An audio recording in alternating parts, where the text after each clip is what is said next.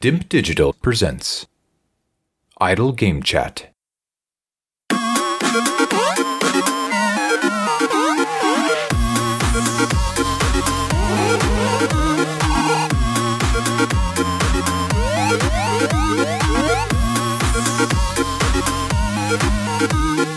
Hello, Apps here from Dimp Digital. Welcome to Idle Game Chat. This is the weekly video games podcast where we give our impressions of the video games that you can play today and react to the latest news from the wonderful world of video games. We are here every Monday on your favourite podcast app and YouTube, absolutely free. I'm joined once again this week by the reigning Dimp Digital Gaming Quiz champion. It's Tom Adkins, not Adcock. How's it going? I'm fantastic. The boys are here, aren't we? Yeah. We'll let people in. We'll expose the business. This is being recorded directly after our last episode because we've been meaning to do this and haven't done it. And so we're just doing it. We got to start a little bit earlier tonight, and it's afforded us to get this out. And this is the episode where we're going to talk about some video games. Yeah. We kept saying it, we kept teasing, we kept promising it. Our Indian fan base has been clamouring for this, and now finally we've got some video games to talk about. Can't guarantee they've all been released this decade, but we always try to give our impressions of the games that we can.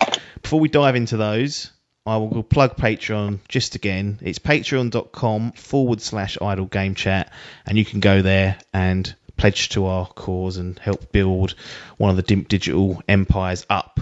From the ground up, this is year zero of Idle Game Chat, so you can get in at the ground level.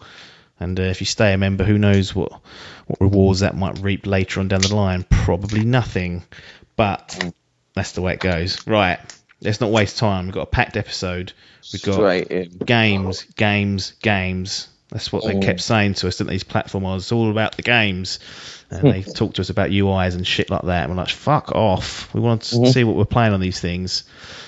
Tony Hawk's Pro Skater 1 and 2. Cool. A remastered bundle of the infamous... Go on. There was going to be dog shit.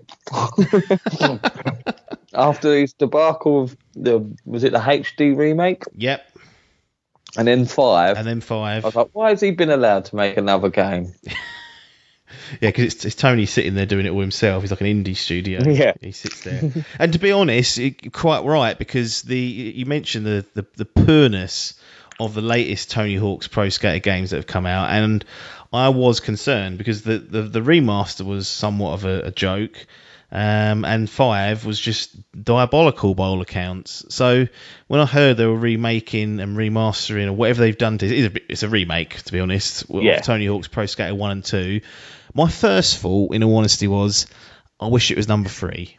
Because the dirty little secret is, for me, that 3 is my favourite. Like, I played that game for hours on end. I think I clocked it with every single character that was on there and all the bonus characters. Cool. So I think you could unlock Darth Vader or Darth Maul or something like that. Really? It's something like there's all sorts of craziness. But, I did have 3. But 3 was the one I liked because although I enjoyed 1 and 2, I played much more of 1 than I did 2. I'll tell you what used to wind me up when I was younger, because it was like 98 times, so just wee nippers then, is that fucking 2-minute time limit.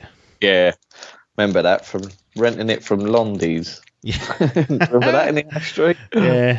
Remember renting it from there and having that too. Took it back to whatever his name was. And fucking hell, mate. It's too hard.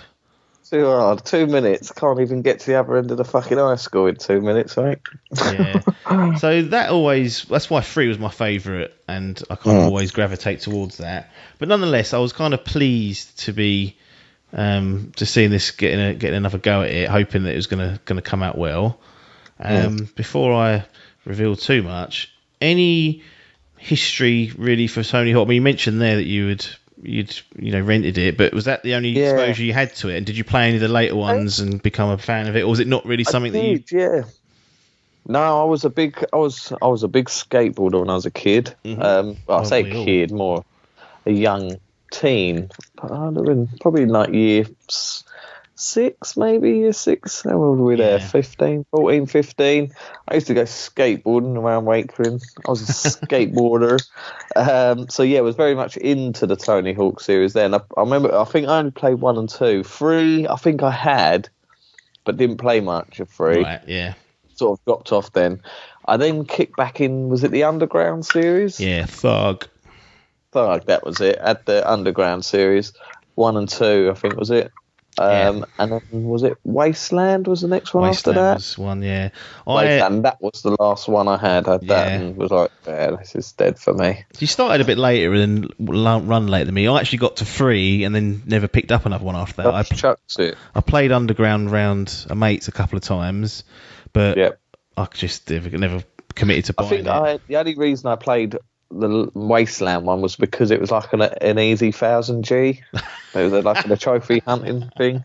So I was like, right. And then I just realised how poor it was. And then I think Skate started to come out. Yeah. And then that sort of shifted there. But yeah, I loved 1 and 2. I used to play that a lot. I can't remember what I had and completed. I used to try and complete everything. Probably not as 100%, but I used to play it a lot. Loved the music. I haven't bought it yet. I do plan on buying it.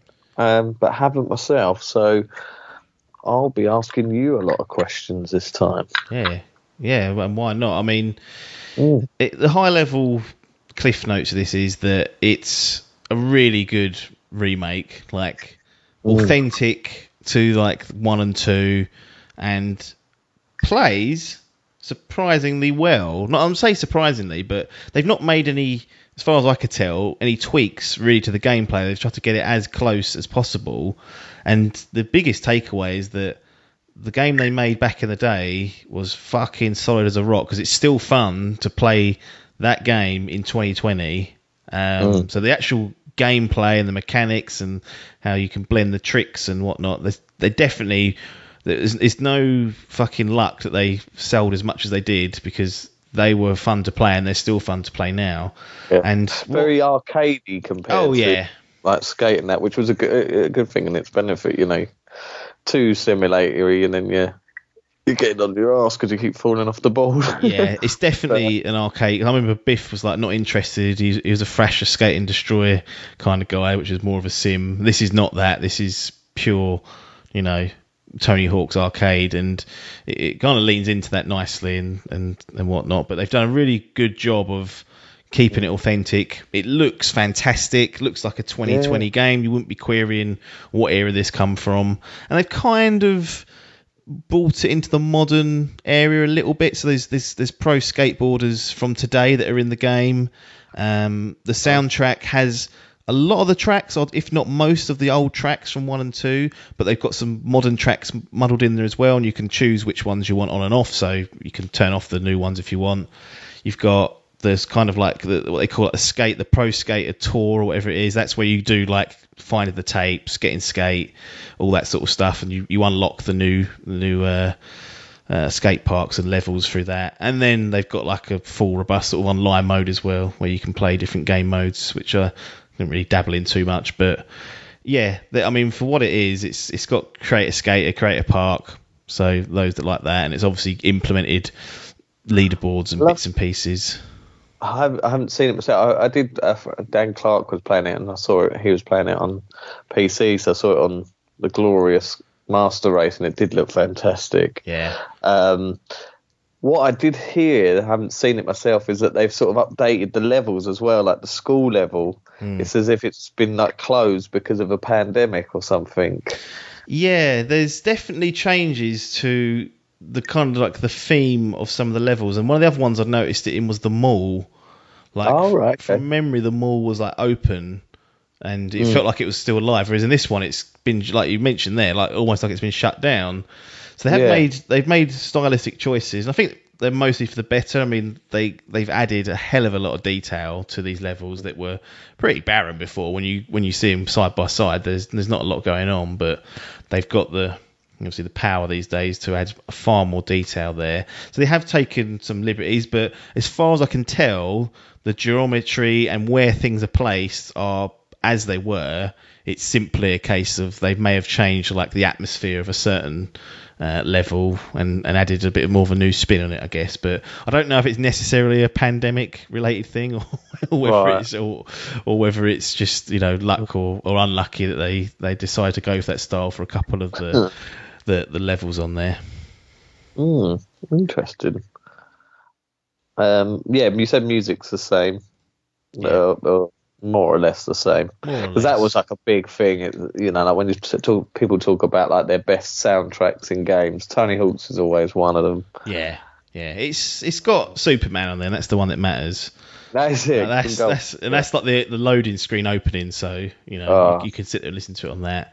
And I think I don't really like the modern tracks, and I'm like 80 times more familiar with Tony Hawk's Pro Skater 1 than I am with 2. For whatever reason, I just didn't play 2 as much. But when you hear like a classic track on 1, there's nothing better than that. When you hear that crack on it, it really does just sort of teleport you back for that brief moment back to 98, 99, those early years of the PS1 and putting in the hours to that.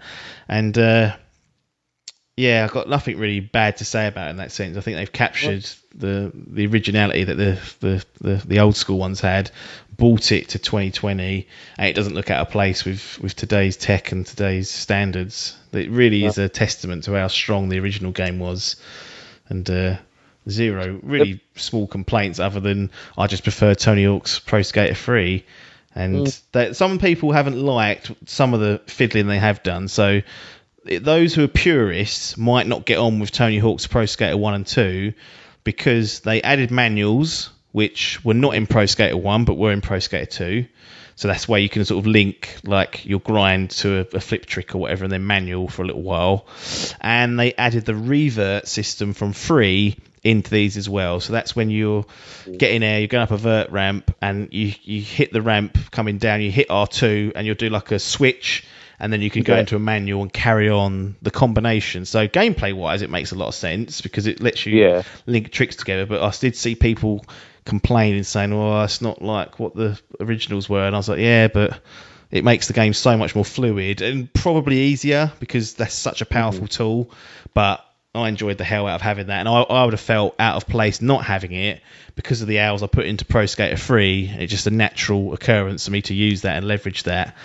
And that's about the only thing the major change I guess they've made that I noticed. Yeah.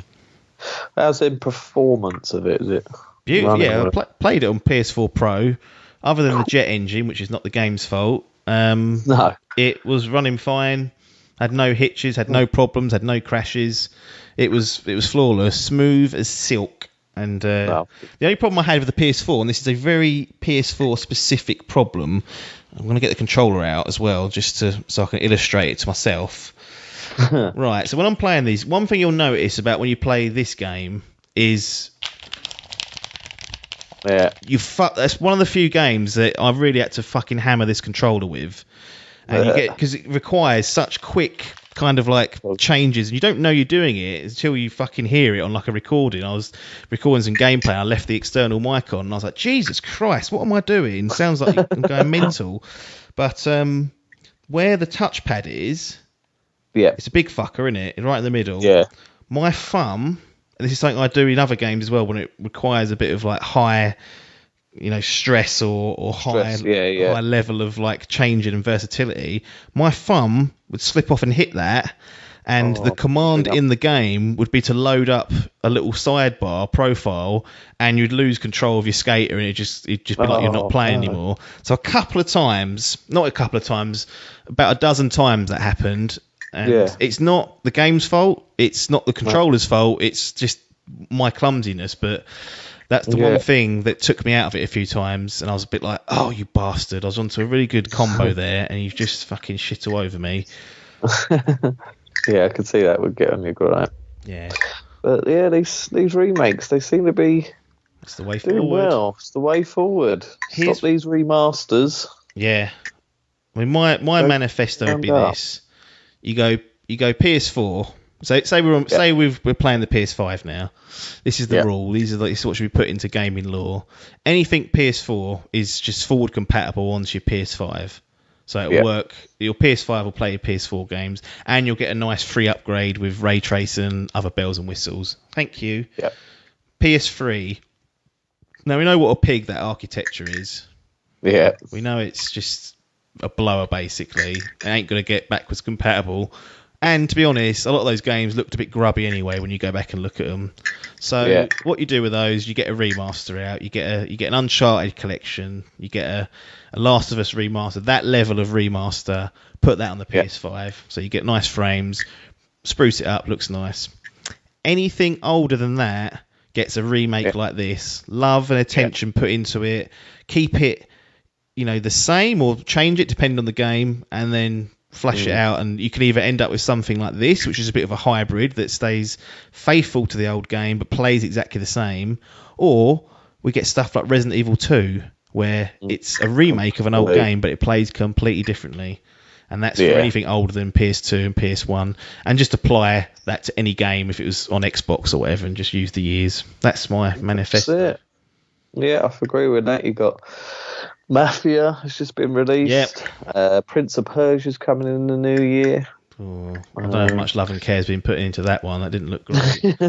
I'd be heartbroken if that's not up to snuff. Oh, that's up to... Yeah, that's true. Metal Gear is the rumour this week. Hey, I know Metal Gear Solid just a couple of weeks back released on GOG. Oh, yeah, so GOG. You can get it on that. I imagine it will come to Steam, but to be fair, GOG have been known to have older games that don't play on other platforms like on there, so maybe they've actually put some work in. But that was one part of the rumour, was that was getting re-released, 1 and 2, so thank you. A remake of 1 would be great. That would be superb. Best news of the year. The only one that concerns me is how we're going to get Metal Gear Solid 4 off this PS3. That's the thing, that's going to be a toughie. That needs some sort of So I want the saga somewhere. I want 1 to 5, Ground Zeroes, and what was that other one? That one that started off on the Vita. Not Paul Bops, Peace Walker. Peace Walker. I always want a collection I can buy on one platform with all those games in it. The Metal Gear Solid saga. They did one on PS3, I think, didn't they? They did up 1 to 4. Yeah. With Peace Walker included. The Legacy Edition, I think it was called. But you can't fucking play that now because it's on PS3. No. And it's digital version of PlayStation 1 Metal Gear Solid, but get that remaster in. Yeah, that's what I'm hoping for. Anyway, Tony Hawk's Pro Skater 1 and 2. I will give it 1 thumb up. Easy. Easy, lovely. It's a great game. If you're pining for a bit of Tony Hawk's, or even if you've not played it before, jump on this. It was a bit cheaper. I think it was 30 UK pounds. So I was going to say, was it? You can't be. I was going to say it's not full price. Yeah, I think it's definitely one I'll pick up once. I think, but deciding if I'm keeping these consoles or not. That's it. Well, one game, maybe one of the swan songs for your PS4 Pro will be Marvel's The Avengers. Now, we actually did. I think we did a whole episode on the beta that you played. Yes, we did. Yeah, we did a sort of first impressions as well. That's it. Yeah, I ended up playing up until you unlock the war table on the beta. Yeah, and I couldn't go any further. I was done. So I didn't. When the game was coming out, I was like, you know what? That's one that can wait till next gen. If indeed that needs to be what needs to happen. I must say, since its release, I was shocked to see the reviews coming in and tumbling. Like it ended. I don't know what it is now. Last time I checked, it was like a 60-something. 68 on OpenCritic. 68, I think it is still now. So the question off the bat is, you seemed like you was quite positive on the beta. Yeah. Where is this 68 coming from? Is it warranted, or are people being a bit too harsh? Yeah, no, is it what you just said then? Are you going to wait for a update or PS5 thing? That is exactly what is needed. Right. I do not recommend people buying this game as of yet. Cool. I think crapped on them. But let me start off. So I can't really remember what I discussed last time on my first impression. I think it was near the end of the campaign. I think I can vaguely remember. So yeah, sitting at a 68. So I finished the campaign, and I was I was happy with it. I was like, it has performance issues, which are how it's been let out the door is beyond me. Like, they are atrocious. I've had bugs where I've had to reset.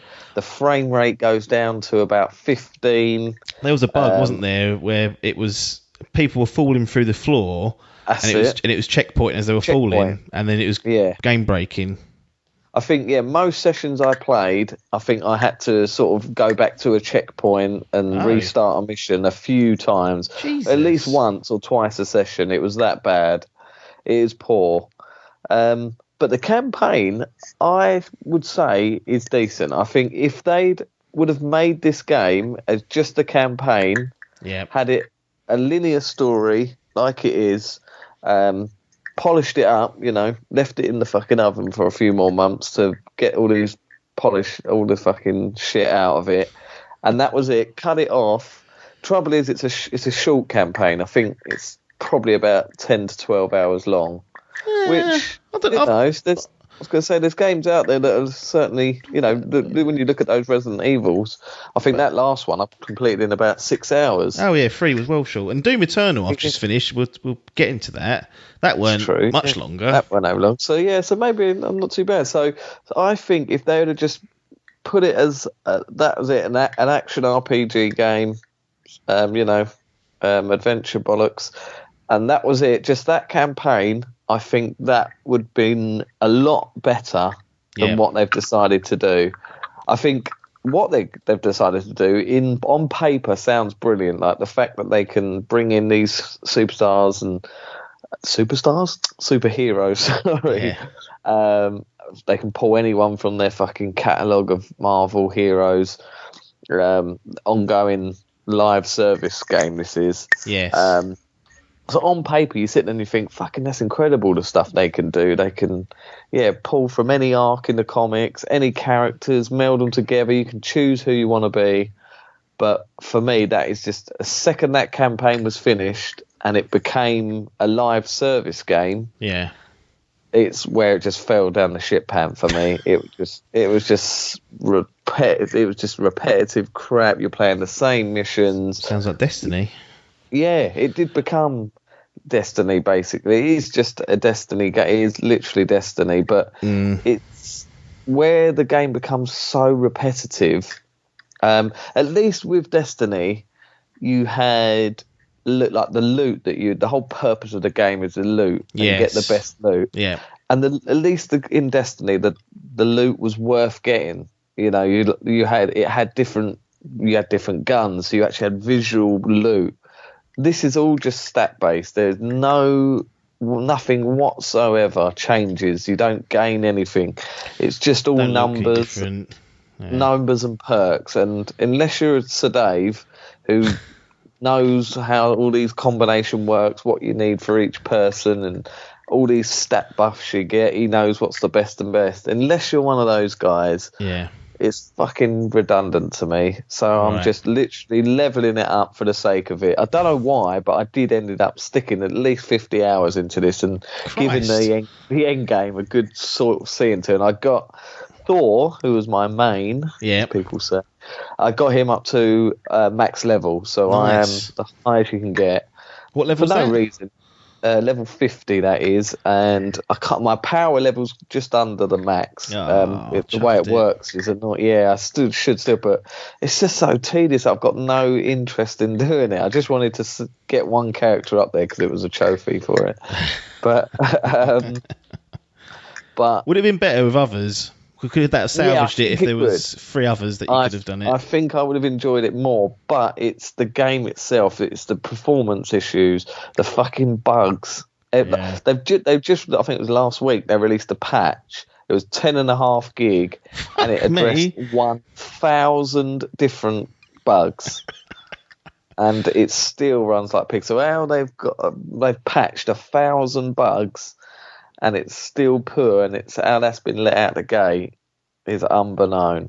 But taking that aside, and the live service, the shit loot, the repetitive missions, there is like a solid almost like a spine that Yeah. makes this game a sort of potential. They can either go two ways. They can patch the shit out of this, stick it on next gen, and fucking get those performance issues out, make it nice, clean, and smooth, which will certainly enhance it.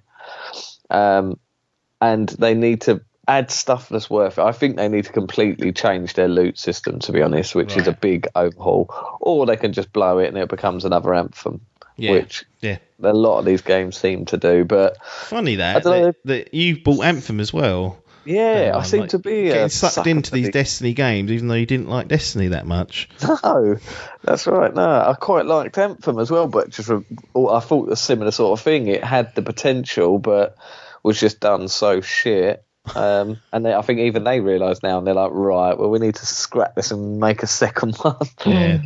But yeah, I think the campaign itself, I urge people to play this and play the campaign, because I think it's a good story and it has its moments. Like when I'm playing the campaign, it feels like the Destiny feature isn't there so much. You are. It's in the background. You're doing the leveling up, but it's not about that at all. It's just going through a story, and it feels like you're playing like a Tomb Raider game because it's done by Crystal Dynamics. Yeah, I mean, that's good that they've put the effort into the campaign, because so often you see with these service games is that the campaign is just a means to an end to get you to a certain level, to get you onto the end game. But the positive thing that's come out of this, reading the reviews and watching the coverage, is the campaign. They've actually done a good job, and they've put some care and effort into it, and it tells a pretty good Avengers tale, which is all you can ask for sometimes out of these games. Yeah, exactly. Yeah, it's got everything. It's got the AAA aspect of it. You've got these big set pieces in there, but there's one scene where it's like a typical sort of Tomb Raider thing, where you're sort of running from a building, then the whole world's crumbling down, and it's one of those amazing cinematic things. But the fucking frame rate just tanks, and it'll just take out the experience, because it's just appalling how bad it is. And you think, this looks fucking quality if it can run at a 30 frames per second, but it fucking can't. No, so that's a real shame. That's a real shame on the performance front. It is, because I think that would, if it had the performance issues, I think it would be a 75-ish. It can get up to that. I think that's how pivotal the performance issues are. Like I say, the second that campaign's done, though, that's when the sort of live service takes over. And, with these type of games, I assume they expect this sort of thing at the beginning, because they are always light and they add to it. But this is fucking light. Like, there's a few things you can do. You're repeating the same missions. It's the same enemies every time. It's these robots thing. I think you mentioned that was a big gripe. Yeah. So there's every now and again you'll get a new element type one that sets you on fire, one that freezes you, that sort of bollocks electrics.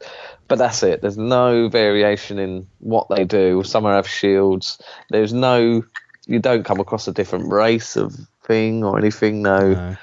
It's and like I say, it's the same missions that you do, just going through the same environments, tackling the same objectives, and you just rinse and repeat. That is literally it until you get up to a level, a max level I've done. I go, right, yeah, excellent, I'm max level, and there's fuck all there for it. There's no raid yet, which I think is in the pipeline. You have character I can't fucking say it. Character tailored missions. It's a better word. Yeah, come out of a better one. There we go. You get and that's what they're going to do. They're called iconic missions, I think they were called. Okay, so you have like a couple for each, the 6 heroes that you have in the game, and then they're adding ones. I think there's some coming next week or in the next few weeks. And you'll have a little bit of story to do, and then again it will just be pumping, rinse and repeat again. So yeah, it's a real sort of fucking why, because it has the potential. It's a good structure for a game. Like, it's perfect for the world is already set. Like with Destiny, that was a completely new IP. We didn't know what the fuck's going on. So with this, what they could do. They could pull this character in. They could do this story arc. But they've just chucked it, because at the core of it, the gameplay loop it's fucking shit. Yeah. It's just boring, monotonous, and there's no sense of working to anything. There's not like at least with like in Destiny, you had so Dave used to tell us about like the best exotic weapons. Yeah. So you'd be like, oh fucking, I hope I get something like that. Galahorn, was it Galahorn? Exactly, the Galahorn, yeah, or the fucking God knows, I can't remember what they were called now. But with this, it's just these set random pieces you get that have little buffs and stuff. Yeah. And I say there's nothing visible. You unlock skins, which is quite fun. That's done through a sort of like a battle pass system. You don't pay. I think there are microtransactions for mech stuff, but this is like a battle pass type system that you just get from playing. And that's the only way. You only really unlock a few. I've been playing for about 50 hours, and I've probably only got I don't know, 6 costumes out of about 20 or something. And again, you have 6 characters, and you can only level 1 up at a time. Yeah. So that's taken me 50 hours odd to get 4 up to max level. I've then got to do that again for the other 5 heroes if I want to get everyone up to max level. Do you know if the platinum is reliant on all characters being leveled up to max level? It's not. There's one. I think it could be, because there's one trophy that says, get a max score of about a level of 250. So what's that? So that's 5. That's getting 5 of your heroes up to level 50. So you got to get the most of them. Yeah, so pretty much. And there's a lot of hard trophies in it where it's stuff that basically you need other characters for. So it's like, I mentioned it in the last chat about one of the things you can do is like a wave-based sort of horde mode. Yeah. Called harm rooms. Self-harm rooms. And you have different levels you can do that. So you have challenge difficulty. I think it's like 2 to 5, is it? So I was only doing it on 2. But there's like trophies for doing it on level 5, which is fucking on your own is bollocks, because that AI is pretty good. They help you out. They get you up when you're downed. But they're took when it comes to the real fucking dig deep parts, they just get down. You're like, fucking hell. So you'll need 4 of your real compadres playing this, and pretty sure I'm the only one that's bought it out of our circle of friends. Yeah, I think certainly within the Dimp realm, and then I don't know if it's anyone outside of that your way, but I've not bumped into anyone else that's got it. And you'd think, being Avengers, it'd pull a few people in that don't really... That was it, yeah. I sort of played through the beta. I sort of, I knew what I was getting myself. I wasn't expecting this to be a fucking 10 out of 10 game. I said to myself, if this is a 7.5, I'll be happy. Yeah. And it weren't. It was below that. So... But it's like I said, I think the reason I like buying these games, same with Anthem, is, well, not so much fucking that, but you feel like, all right, I've bought myself a 7.5 or 6.8. Yeah. I bought myself that game, but that's it. It's not like that's it and it's done now. I've lost my money. I'm never going to play it again. This is something I could pick up in a month, 2 years down the line. When you look at something like Battlefront 2, that came out, that was fucking trodden on and fucking went through the ringer deservedly because it was shit. I think I saw a review the other week, random one pop for a 2020 version of it, and it got a 9 out of 10. Yeah, they can be recovered. They can be turned around and recovered, these games. So it's not over till it's over. No, so it's not got over. But like I say, it's just such a weird. It's almost as if this is in 2 parts. This game, it really does feel like that. It feels like there was sort of the devs were like divided. One wanted to make this fucking AAA blockbuster action adventure game, and the other ones wanted to make a live service, because the second that campaign cuts off and the next part of the game kicks in, it feels like such a sap. It's a shame, because there is something there. It just the shit outweighs the good, unfortunately. Pain in the bloody arse. Well, it's in 2 parts. We're saying good and the bad. How does that translate into a thumbs up or down or in the middle recommendation? So, I think I'm going to have to go with 1 thumb down. Yeah, really shit on it. Marvel's origin story, shit on. Shit on the bed. It's, if they keep this as a big... if it's going to go for the Destiny thing, you know, what was their 10-year plan or whatever, then the sort of footholds there. Yeah. But they just, I think they should just release this campaign as a separate entity, and then I think they'd have a lot more luck with it. Yeah. I really do think it's strong enough for someone to play. Like, I think if they just did that as a set, like a game on its own, I think I would recommend people to play that, because there's something there. But yeah, the shit outweighs the bad, so I'm afraid it's going to have to be a one thumb down for me. Well, sometimes that happens in life, and maybe they'll get round to fixing it and sorting it and doing all that good stuff. But yeah, they seem, like I say, 10 gig patches are popping up each week, and there's a few updates are coming in the next couple of months. They've already confirmed they're going to upgrade it to PS5, so you've got to hope that's a better thing, seeing as the tech will be better for them to optimize. You know, I think maybe their ambition for this was a bit too high for the last remaining weeks of the PS4.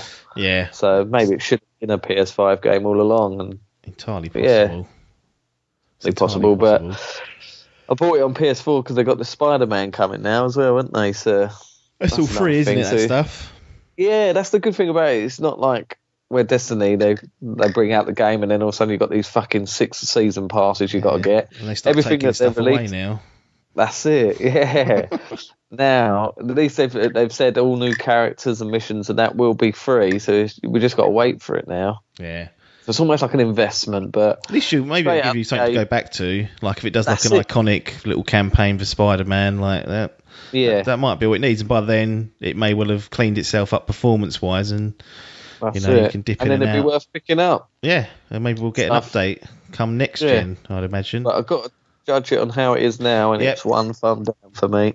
Fair enough. Well, one game that you thought very highly of earlier on in the year was Doom Eternal.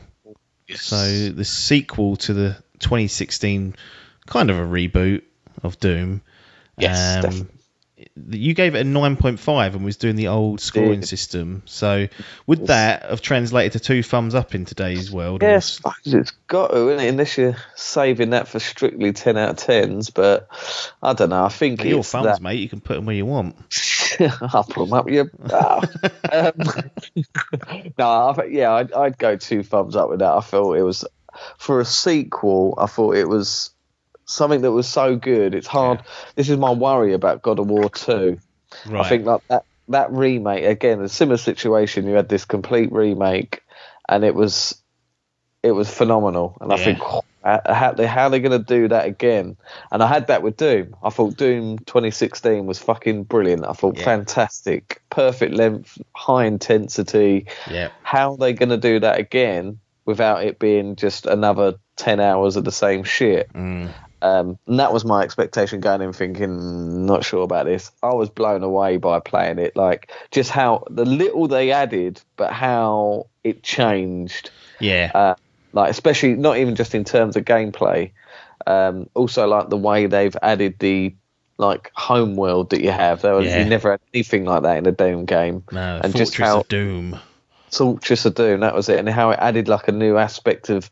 didn't just become a rip in and tear experience. It's now a search and collect.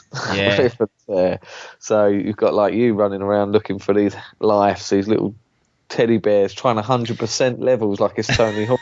I was, yeah. And the sickener is, I didn't even 100% all of Tony Hawk's levels because some of them were I couldn't figure out where some of the stuff was. But I got everything unlocked at least. That's sort of how I'd always judge my success on Tony Hawk's 1 and 2 because they were too fucking hard. But yeah, Doom Eternal. I'm glad I finally got round to playing this because not only have I been putting it off all year, I'd also, once you'd lent it to me, took me fucking about 4 weeks to get my arse in gear and get it done. It's on Game Pass now, so if you've got Game Pass, you can play this now. And the recommendation off the cuff is do it. Like especially if you enjoyed 2016, you're only going to find good things to find in Doom Eternal. That is one thing. There could be a cut audience in this for the people out there that don't like heavy metal and think that screamy, shouty music. This could be a turn off. This game for you. It used to, like, I played it earlier, and I was a bit hungover this morning, and I finished playing. And when I was playing it, I was fine. I was like switched on. You need to be switched on playing this game. Like, it does ask quite a lot of the player in terms of knowing your surroundings is one thing. Where things are and who's in your way. That also matters because that dictates the tactics. Would not recommend playing this after having a lovely big joint. No, definitely not. Imagine being stoned off your nut trying to play this. Half, I reckon. It'd be unbelievable. Yeah. And then I come off it, and I was so tired. I was like physically exhausted. I was like, Christ, that's really taxing me, that game.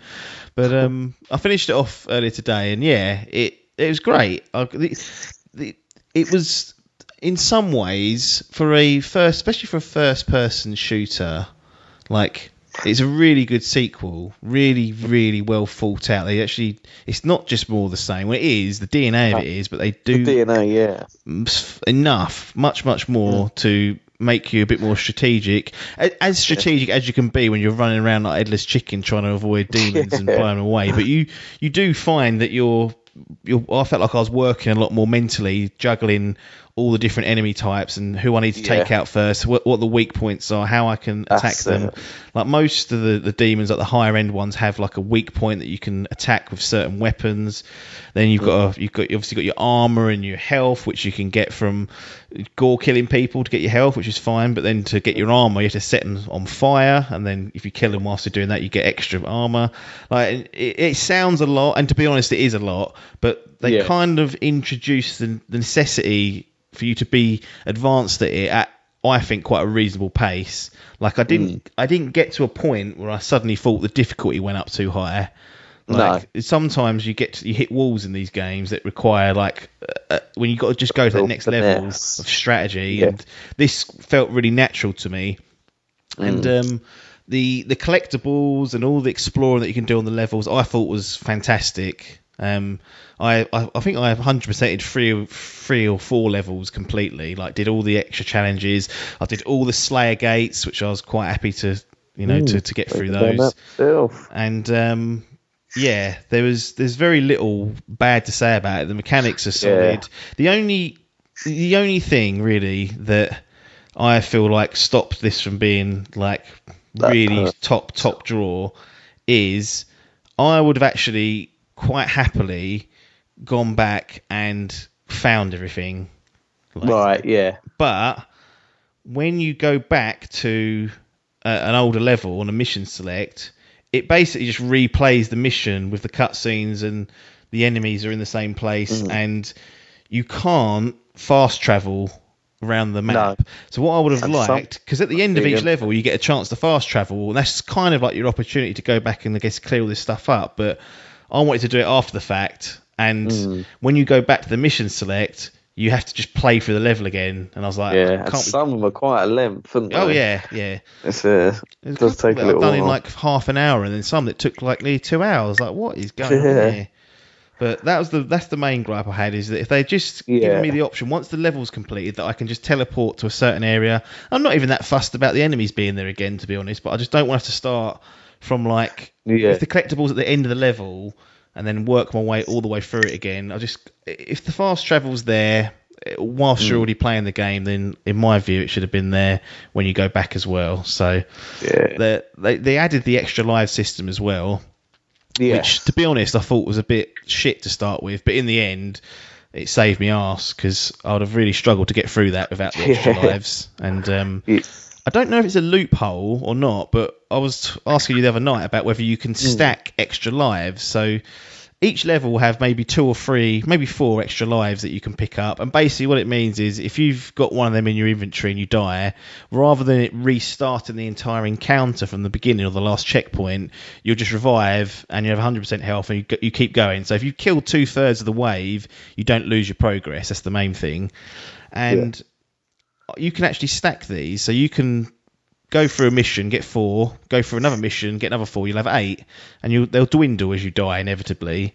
But you can retrospectively go back via the mission select and stack them that way. So I spent an hour on the Friday just doing that, I went to a level that had 2 really easy ones to get, because like one mission where you can almost like walk through it, and I'll then come out of the mission, reload, and I did it until I got 50 lives. And then I'd like think I had 4 or 5 levels left, and I was like, about 10 a level, that seems about fair.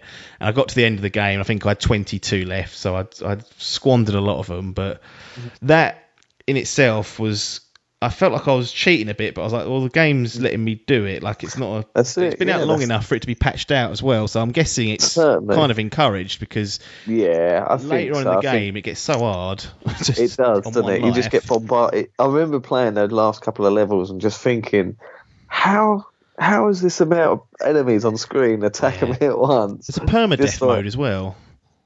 Is that? I think there might be. There is one, yeah. I was like, Jesus. That's it. Yeah, there's some. One. But, absolute hard ones, but no, it was just so intense, like you say, demanding, and I just think anything they enhanced, even they made sort of the Doomslayer more of a character. Yeah, we get to see the Doomslayer. He even says a couple of words during the campaign, like you get to see him. Like, yeah, it's not just a first-person perspective. Like you get to see him wandering around in some cutscenes, and what I really liked, one of the key things that I really did like about this, aside from like the gameplay being rock solid. I did have some performance issues actually when it really kicked off, and I remember I had about 8 demons right in my grill, and I set fire to them, threw 2 grenades down, and it blew them all up and killed them, and the frame rate just went and fucking dived. But it didn't cost me anything. But I was like, Christ, I really am pushing this game to its max. But what I appreciated, being like a bit of a story and lore whore, is the amount of effort they put into the story here. Not necessarily the story you're playing through is like got loads of twists and turns or anything like that, but they do a good job. But if you want to read the codex, fleshing out sort of the Doomslayer from the original games, almost like they're clearly referencing stuff that's happened in previous legends, and like building up his character. And I was quite interested reading through all those. I got the trophy for getting all the bloody readable bits, which I very rarely do. And I'm really interested to go and do some sleuthing and find out how it's linked and what the references to the first one and the second one all are, and kind of like put this picture together. I think they've done a great job of this. I loved a lot of the in the tower. I think you found like his office, and the amount of sort of references, sort of Easter eggs within there. Just all backdating to the sort of lore and, like you say, the character when he first started. Tons of unlockables, tons of secrets to find. Each level's got loads of secret bits and pieces that you can spend trying to get through. You then take them back to the Fortress of Doom, and you can see your little toys that you've collected, or the record, or the song soundtrack. You can play that, and there's like a little training room down there. It's great, really. Like I said, it's really, if they've made the clear down, in my opinion, easier for me, as in I can just teleport to a fast travel location, which is offered during the game, it would have been right up there with some of the best. But I mean, as a recommendation, I mean, you have to play it because it's on Game Pass, so get yourself involved on that. I'm torn. In my head, I think it's 2 thumbs up. 1 thumb up. One thumb up. Yeah, because that little gripe is annoying me thinking about it again. Like, annoying me at the potential. But really, you should play this if you haven't, especially if you played 2016. If you haven't played that, you should play that as well. Then play this. But I don't do it the other way around, because I think you'll struggle. I don't think people realise the additions and the streamline they've done. It's just a much better game. I don't know what they'll do for a third one if they're planning on one. But that DLC's arriving. Got rid of the Mick Gordon, the chap that done the soundtrack. Yeah, there was a bit of controversy about that. But it's a couple of months after it, so we'll see. Because I've got to say, that has become a very almost iconic now, sort of that heavy metal. Even the theme tune. It is really a rebirth, and they've done, it is, isn't it? And it's now that it's got its second entry and been critically acclaimed, and we both love it. They've done a great job with it, really. And now it's in possession of Xbox. Yes, don't fuck it up, Phil. You don't need to be doing anything with this. Just let them get on with it. Yeah. They'll be fucking laughing. Right, finish things off on a nice new game, Watch Dogs 2. I played this on PC. I haven't got too much to say really with Watch Dogs 2. I wanted to play it because Legion's coming out, and I was like wanting to get up to date. And lo and behold, I don't know if there's going to be much connective tissue in there, but there's a little few references and nods to sort of London that appear throughout the game. So there's work being done. And there's post-patch stuff that they've done as well. But I mean, overall, I remember getting Watch Dogs, the original, with Aidan Pierce and co, and being quite let down by it. The idea of it really intrigued me, but I think the execution wasn't there. And obviously we had all that. That was like the first game I remember getting the proper like downgrade gate, sort of expose people. I remember it being a thing. I remember thinking it in the back of my head, thinking like these games never look as good as these trailers. Yeah. And I always just thought, it must be the same sort of game. And then, I think that Watch Dogs was like the sort of realisation that breakthrough fucking shithouse. That's it. These E3 demos are sort of their own entity. Yeah. And then when they release the games, they have to undergo such graphical downgrades that it just feels like a different experience. And Watch Dogs was just, when you watch the comparison videos now to how much it was downgraded, it's really did put a sour taste in your mouth for that game. Did you get that on PC? I did, yes, I did. Another Ubisoft special port. It was an absolute stinker, I think, if I remember rightly. I think I got that and watched Far Cry 4, which were my last Ubisoft entries on PC. There you go, come full circle almost. But I enjoyed the first one, but it let me down a little bit. And then one of the reasons was it was just a bit boring. Like Aidan was fucking boring as fuck. And ironically, the little tease we've had of him in Legion, he looks like a bit of a bad. I was like, actually, he looks more fleshed out than he was in fucking 30 hours of gameplay. And then Watch Dogs takes a beard. Yeah, that's it. Yeah, just put a beard on someone. That's what I've done with old Marcus. Made him into the grizzled veteran. But I actually enjoyed the change of city. Like, no dissing Chicago, but I'd rather visit San Francisco than Chicago. They obviously took some changes to the colour palette. There's actual colour in this particular game. That's the thing as well. I found one was just like grey and brown. Wet shit. Yeah. it was a shit house. So they've done the right things with Watch Dogs 2, and overall, this is like pure breakneck. Like, I think I did maybe 2 side quests. The rest was all like critical path stuff to get through it. And I must say, I enjoyed my time on it. I enjoyed playing it on the old PC, giving that a good workout. And not really nothing negative really to say, other than, at times it got a bit repetitive. I liked some of the tools you had. Like I enjoyed building up the skill where you could call in a gang to come and kick off and start a ruckus. So I'd always do that, and sometimes I'd wipe the whole base out for me. And I'd be like, just walk straight in. It felt a bit clunky these days. It didn't feel as fluid as I was expecting. No, and a lot of the parkour sort of used as well. Yeah, and the sticky cover sometimes got me. I got caught out a couple of times. Because the stealth. What was his main weapon? I was like the pull ball on the the 8 mad ball balls, I think they call it. Yeah, that was interesting. But yeah, I mean, overall, it's more of a service to get to Watch Dogs Legion. I'm kind of glad I played Watch Dogs 2 because it's definitely an improvement on the original. So I think if you were put off by the first one, then Watch Dogs 2 might be worth a sniff. Yeah, good one to start with, to be honest. Likeable character, very bright and colourful.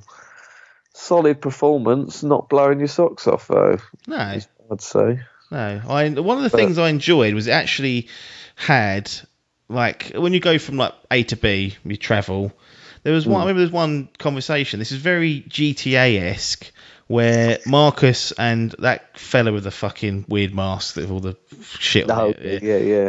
They were just chatting amongst themselves, like, over the radio, about what film franchise is better between Aliens or Predator.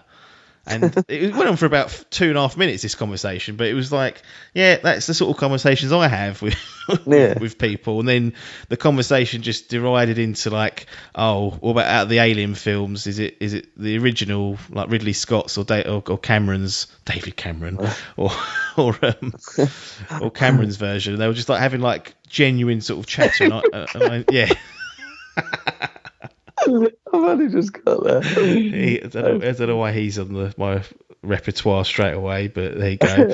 But I just appreciated the little bit of development pieces they did and just making them a little bit more human. It's a much more light-hearted theme of the game. There wasn't like doom and gloom with like nieces dying and weird shit like that. It's like a couple of moments, but the overall tone of it was much, much lighter. And yeah, it was. I'm looking forward to see Legion, how they. Because on Watch Dogs 1 and 2, like the city is still operating as like a free city almost, just that your data's all being collected and your privacy's being fucking abused, basically. It looks like in Legion that London is being controlled by a bit of a negative force, and it's quite in people's faces. Yeah. So I think it's Albion or something like that they're called. Albion, that's it. Yeah, so it seemed quite similar to the group that was in Avengers, AIM. Yeah. That sort of same sort of thing, sort of security robots sort of taking over. But yeah. So it's a good little palate cleanser, good to get myself started, and probably Watch Dogs 2, I'd say 1 thumb up. I'll give that. Thumb up, yeah, I'm agreeing. I mean, this is the trouble with the thumbs up one, because Doom Eternal is a much better game, but there you go. Yeah. That's what happens when we generalise like this. But nothing really wrong with Watch Dogs 2. I think if you hated the first one, this won't change your mind. But if you saw potential in it and just wanted a better setting and better characters and a bit more refined gameplay, Watch Dogs 2 is a good place to go into. Probably worth doing before Legion if you plan to get that anyway. But yeah, I've seen it for free for a few sites. I think. Yeah, I got it off the Uplay store for free, and it was on Epic. So that's right. A few people will have this in their libraries and haven't played it. So I think it's on Game Pass. It being a PS. I was going to say, I think it'll be on Game Pass or Gold. I can see it being a Gold or PS Plus game soon, just to get people hyped for free. Yeah. It's on PS Now as well at the moment. So if anyone's signed up to that service that PlayStation do, it is on there. People can play it, but that's that. That's a bit of Tony Hawk's, a bit of Avengers, a bit of Doom Eternal, and Marcus from Watch Dogs 2 gets to close the show. So we finally got to talk about some games. There you go. We got it in the locker. What's an insight? And so we've mentioned What Remains of Edith Finch. Is that? Yeah, I've been starting that. I started a lot of games this weekend. Oh. I sort of, I think it's because it's coming to the end of the console cycle now. I just sort of want to I was always scared to put new games in. Yeah. Because I didn't want to have blank trophies or achievements for ages. Yeah. So if I put a game in, I want to play it and get some trophies. But this sort of weekend, I sort of threw those ideas out the window, and I've just been playing little snippets of little games. Right. So I've been playing Ruiner, which is a sort of top-down. It's almost like plays a lot like Metal Slug. Do you remember that? Yeah. But it plays like that, but it's a cyberpunk game, but based like a cyberpunk futuristic game set made by Devolver. So it's got that sort of Hotline Miami ilk. Yes. Yeah, it's pretty cool. I played that for a little while. I also jumped on Ori and what was the first one? Something about the woods, wasn't it? Blind Forest, that's it. Jumped back into that. I played a little bit of that just to see how it feels. I want to get that done so I can move on to the second one. Yeah. I also played Edith Finch. I swear there was another game. Oh, and started Mafia 3. Yep. So I had a little hour of that, to which I was pretty appalled. the story in that story's really good. Yeah, story's quite really good. Really, I really like that they sort of Hangar 13 give you a little sort of public service announcements before you start, sort of saying that there is some strong racism in this game. Yeah. They feel it was their job to keep this in because this is the story you want to tell. I really respect them for that. Yeah, it's a great story, but you're as you said, I think you mentioned a few performance issues, and it suffers from that classic disease that's going around in games at the moment, and that's Bloatville, USA. Yeah, I'll be interested to see how much it is. Not really the sort of game that you do tend to have. I mean, was it Mafia 2? There's a few side quests on that, but certainly didn't overstay its welcome, so I'll be intrigued to see how I get on with this. Yeah. And Darksiders Genesis I also popped in as well. So really has been a TGX. So there we go. That's what we do. Come around my house and we have a little play of all different games. Just small demos. Yeah. Excellent. Well, I'll be looking forward to getting some finalised impressions of at least a couple of those in the coming weeks and months before next gen kicks off properly. But I think for this episode, we'll call it to a close and let everyone get on with their lives. So nothing more for us to say apart from thanks for your time and ta-da.